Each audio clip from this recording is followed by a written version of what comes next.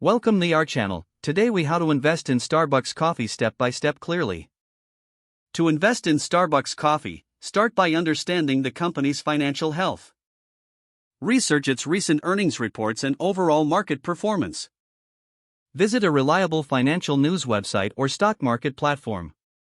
Create an account on a brokerage platform if you don't have one yet. Choose a reputable brokerage that offers access to stocks. Fund your brokerage account through bank transfer or other available methods. Search for Starbucks using its ticker symbol, SBUX, on the brokerage platform. Analyze the stock's current price and past performance trends. Set a budget for your investment based on your financial situation. Decide on the number of shares you want to purchase.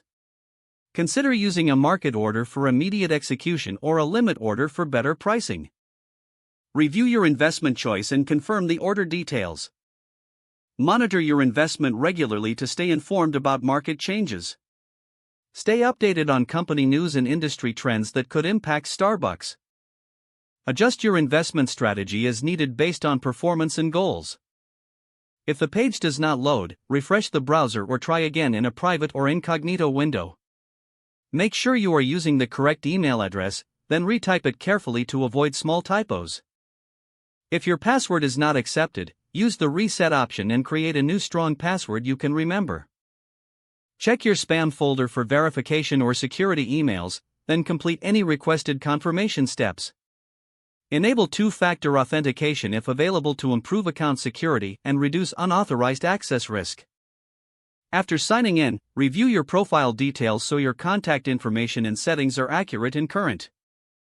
If you see an error message, note it down and try again after restarting your device and internet connection.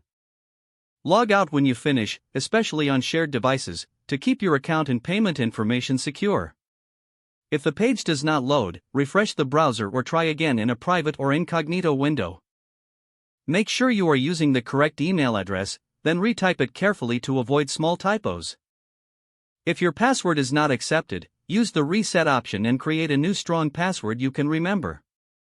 Check your spam folder for verification or security emails, then complete any requested confirmation steps.